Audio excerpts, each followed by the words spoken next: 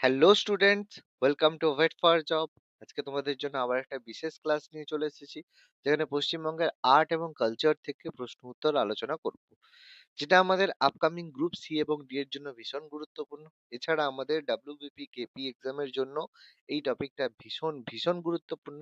এছাড়া পিএসসির যে কোনো এক্সামের জন্য পশ্চিমবঙ্গ থেকে কিন্তু প্রচন্ড প্রশ্ন এসে থাকে। তো সেই কারণে এই টপিক থেকে আমাদের গুরুত্বপূর্ণ ক্লাসেস তোমাদের জন্য আপলোড করা হচ্ছে। সামনে এক্সাম রয়েছে, তার জন্য স্টাডি মেটেরিয়াল তোমরা পারচেজ করতে পারো। স্টাডি মেটেরিয়ালের ডেমো ডেমো দেখার জন্য আমাদের প্রিভিয়াস ক্লাসগুলো দেখতে পারো, যেখানে তোমরা পেজের মধ্যে পেয়ে যাবে। আমাদের পেজে যদি নতুন হও, তাহলে অবশ্যই আমাদের চ্যানেল সাবস্ক্রাইব করো। আর ভিডিওটা ভালো লাগলে অবশ্যই একটা লাইক দিও। তো চলো শুরু করা যাক। প্রথম প্রশ্ন কি বলেছে, বীরভূমের শান্তিনিকেতন ওয়ার্ল্ড হেরিটেজ সাইটের মর্যাদা পেয়েছে কবে? দেখো, আমরা জানি শান্তিনিকেতন ওয়ার্ল্ড হেরিটেজ সাইটের মর্যাদা পেয়েছে রিসেন্ট কিছুদিন আগে। চারটে অপশন রয়েছে: 2021, 2022, 2023 না 2024 সালে। তো দেখো, শান্তিনিকেতন ওয়ার্ল্ড হেরিটেজ সাইটের মর্যাদা পেয়েছে 2023 সালে। তো শান্তিনিকেতন 2023 সালের 17ই সেপ্টেম্বর ইউনেস্কোর ওয়ার্ল্ড হেরিটেজ সাইটের মর্যাদা পেয়েছে, যেটা ভারতের 41তম ইউনেস্কো হেরিটেজ সাইট। তবে এই নিয়ে একটা শান্তিনিকেতনের যে হেরিটেজ সাইট, এটা নিয়ে একটা বিশেষ ব্যবস্থা বা বিশেষ ব্যাপার কি, যে অন্যান্য যেসব হেরিটেজ সাইট রয়েছে, যেগুলো বর্তমানে কিন্তু যে পারপাসে তৈরি হয়েছিল, সেই পারপাসে কিন্তু সক্ষম নয়, মানে কাজ করে না। যেমন ধরো, তোমার হচ্ছে ভীমবেটকা থেকে শুরু করে, সেগুলো একসময় কাজ করেছে, কিন্তু এখন সেগুলো একটা হেরিটেজ হিসেবে রয়েছে। কিন্তু শান্তিনিকেতন ওয়ার্কিং, মানে সেখানে যে পারপাসে তৈরি করা হয়েছিল সেই পারপাসে কাজ হচ্ছে, এবং তার সাথে সাথে হেরিটেজ। এটা কিন্তু বিশ্বে একমাত্র একটি জায়গা, বাকি কিন্তু কোনো জায়গাকে হেরিটেজ সাইটের এভাবে মর্যাদা দেওয়া হয়নি। তো শান্তিনিকেতন এইভাবে ওয়ার্ল্ড হেরিটেজ সাইটের মর্যাদা পেয়েছে, অর্থাৎ কতটা গুরুত্বপূর্ণ, সেই কারণে এটাকে হেরিটেজ সাইট দেওয়া হয়েছে। বুঝতে পেরেছো? পরবর্তী প্রশ্ন, রনপা নৃত্য পশ্চিমবঙ্গের কোন সম্প্রদায়ের মধ্যে দেখা যায়? দেখতেই পাচ্ছ, এটা বেসিক্যালি পুরুষরা করে থাকে, যেটা লাঠির ওপরে ভর দিয়ে এই ধরনের নৃত্য পরিবেশন হয়ে থাকে। তো এটা চারটে অপশন রয়েছে: রাজবংশী, সাঁওতাল, বাগদি না লেপচা। তো দেখো, এই যে রনপা যে নৃত্য, এটা পশ্চিমবঙ্গের বেসিক্যালি বাগদি এবং বাউরি সম্প্রদায়ের মধ্যে এটা দেখা যায়। এরা ট্রাইবাল এসটি কমিউনিটি থেকে এটা বিলং করে। তো এই নৃত্য মূলত পুরুষদের দ্বারাই পরিবেশিত হয়, এবং এটি একটি ঐতিহ্যবাহী লোকনৃত্য। তো রনপা নৃত্য পশ্চিমবঙ্গে বাগদি এবং বাউরি সম্প্রদায়ের মধ্যে দেখা যায়। অনেকের টাইটেল যে বাউরি বা বাগদি রয়েছে, তারা এই ট্রাইবেল থেকে বিলং করে। পরবর্তী প্রশ্নে যাওয়ার আগে, আমাদের আপকামিং ডাব্লিউবিএসএসসি গ্রুপ সি এবং ডি এর এক্সামের জন্য রয়েছে বিশেষ প্র্যাকটিস সেট, যেটা তোমরা কালেক্ট করতে পারো নিচে হোয়াটসঅ্যাপ নাম্বারে। তোমরা এই প্র্যাকটিস সেটের যে স্যাম্পল আমাদের প্রিভিয়াস ভিডিওতে কিন্তু পেয়ে যাবে। অবশ্যই এই ভিডিওটা দেখার পরে আমাদের পেজে গিয়ে তোমরা এই প্র্যাকটিস সেটের স্যাম্পল দেখতে পারো, যার মধ্যে সাজেশনও রয়েছে, যেগুলো আপকামিং এক্সামের জন্য কিন্তু ভীষণ ভীষণ গুরুত্বপূর্ণ। তাহলে আর দেরি না করে আজকেই যোগাযোগ করো নিচে দেওয়া হোয়াটসঅ্যাপ নাম্বারে, এবং নিজেদের প্রস্তুতিকে চূড়ান্ত করে নাও। এই প্র্যাকটিস সেটে তোমাদের জন্য থাকবে 24টা প্র্যাকটিস সেট উইথ সলিউশন, মাত্র 120 টাকায়। কোনো যদি ডাউট থাকে, তাহলে অবশ্যই আমাদের সাথে হোয়াটসঅ্যাপ নাম্বারে যোগাযোগ করতে পারো। সেই ডাউট গুলো কিন্তু আমরা সলভ করে দেবো। চলো পরবর্তী প্রশ্নে যাওয়া যাক। কোচবিহারের বিখ্যাত উৎসবটির নাম কি? দেখো, পাশে ছবি দেখতে পাচ্ছ, কোচবিহারে বিখ্যাত উৎসব পালন পালন করা হয়ে থাকে। চারটে অপশন রয়েছে: রাসমেলা, চড়ক মেলা, বনবিবি উৎসব না হুল উৎসব। দেখো, কোচবিহার ভারতের পশ্চিমবঙ্গের একটা বিখ্যাত রাজ্য, যেটা কিন্তু 1947 সালে ভারতের সাথে যুক্ত হয়নি, পরে হয়েছিল। তোমরা কমেন্ট করে জানাও, কোচবিহার কবে ভারতের রাজ্য হিসেবে যুক্ত হয়েছিল। তো কোচবিহারের বিখ্যাত উৎসব হচ্ছে রাসমেলা। তো কোচবিহারের প্রধান এবং শতাব্দী প্রাচীন উৎসব হচ্ছে রাসমেলা, যেটা উত্তরবঙ্গ এবং উত্তর পূর্ব ভারতের একটা অন্যতম বৃহৎ মেলা। এটা শুধুমাত্র যে কোচবিহারে পালন করা হয় সেরকম নয়, পশ্চিমবঙ্গের প্রায় সমস্ত জেলাতেই এটা পালন করা হয়। দক্ষিণ চব্বিশ পরগনাতেও কিন্তু রাসমেলা খুব জমজমাট ভাবে পালন করা হয়ে থাকে।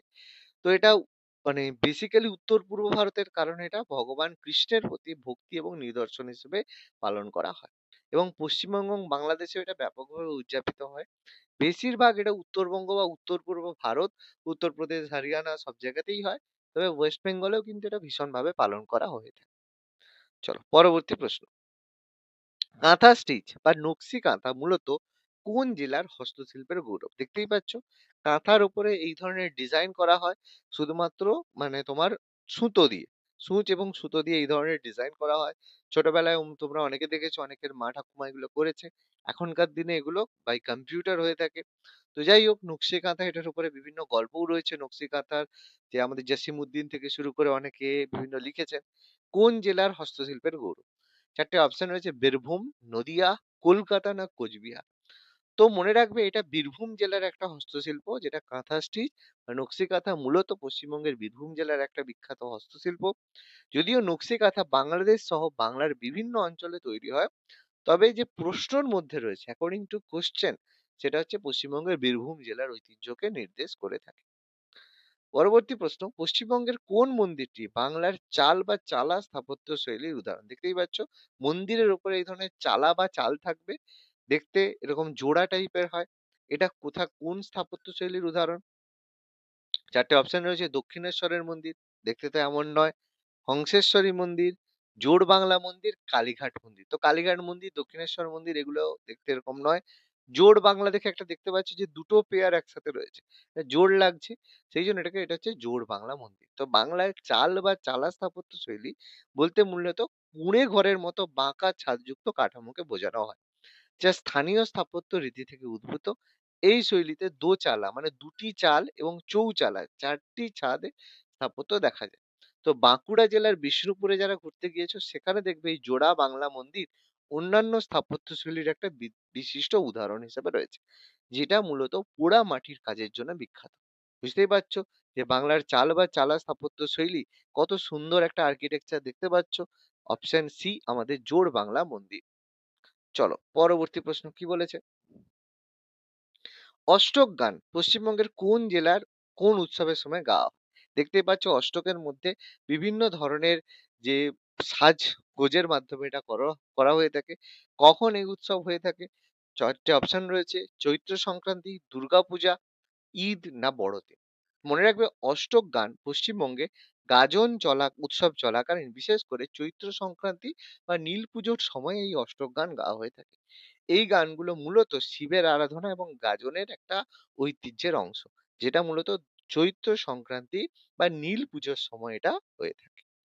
পরবর্তী প্রশ্ন, পটচিত্র শব্দটি কোন শব্দ থেকে এসেছে? পটচিত্র মানে কোনো একটা পট, পটের ওপরে এই যে ছবি আঁকা। এবার এখানে পট কথাটার মানে কি? ৪ টে অপশন রয়েছে, পট্ট মানে বস্ত্র, পথ মানে রাস্তা, পটু মানে দক্ষ, পাটা মানে গাঢ়।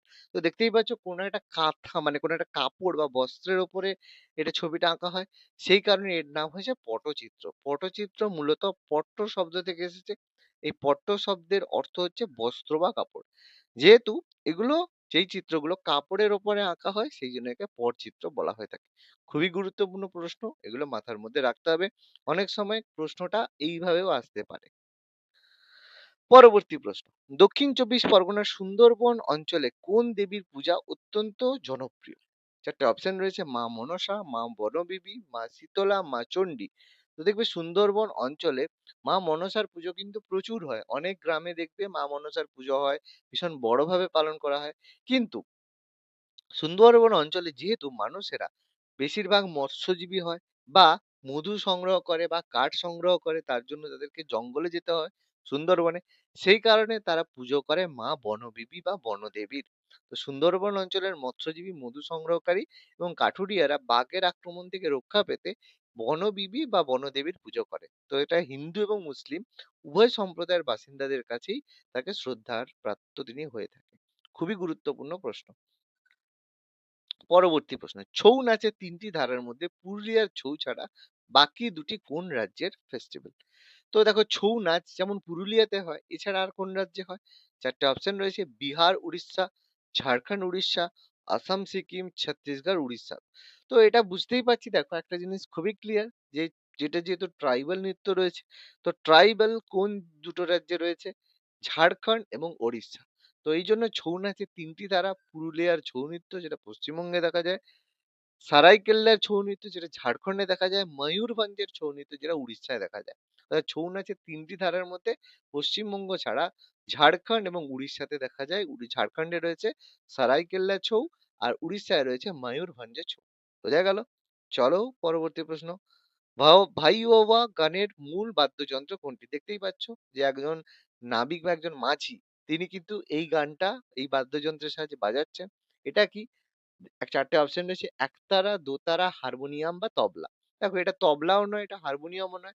এবার অনেকের মনে হতে পারে এটা একতারা। কিন্তু দেখো এটা একতারা নয়। কিন্তু এটার মধ্যে কিন্তু ২ টো তার রয়েছে। ঠিক আছে? সেই জন্য এটা হচ্ছে দোতারা। ওকে? একটু দেখে শুনে মনে রাখতে হবে। ভাওয়াইয়া গানের মূল বাদ্যযন্ত্র হচ্ছে দোতারা। এটি একটি তারযুক্ত বাদ্যযন্ত্র যা মূলত বাংলার উত্তরাঞ্চলে, বিশেষ করে কোচবিহার এবং নিম্ন আসাম অঞ্চলে লোকগীতিতে ব্যবহার করা হয়ে থাকে। চলো আজকের লাস্ট প্রশ্ন কি বলেছে, উত্তরবঙ্গের মেচ উপজাতিদের প্রধান উৎসবের নাম কি? দেখো ৪ টে অপশন রয়েছে, বৈশাখু, কারাম, সাহওয়ার, টুসু। দেখো দেখতেই পাচ্ছ মহিলারা বিভিন্নভাবে সেজে এই উৎসব পালন করে থাকে। তো মেচ উপজাতিদের প্রধান উৎসব এটা হচ্ছে বৈশাখু। তো বৈশাখু হচ্ছে আসামের বড় জনগোষ্ঠীর একটি জনপ্রিয় ঋতুভিত্তিক উৎসব, যা নতুন বছরের সূচনাকে ইঙ্গিত করে থাকে। উত্তরবঙ্গের মেচ উপজাতিরা এই উৎসব কিন্তু পালন করে থাকে। তাহলে আজকের ক্লাসটা কেমন লাগলো তোমরা অবশ্যই কমেন্ট করে জানিও, এবং এই ধরনের যদি আরো ক্লাস পেতে চাও তাহলে অবশ্যই আমাদের চ্যানেল ওয়েট ফর জবকে ফলো করতে ভুলো না, এবং আমাদের চ্যানেলে যদি নতুন হও তাহলে চ্যানেলটা অবশ্যই সাবস্ক্রাইব করে দিও। ধন্যবাদ।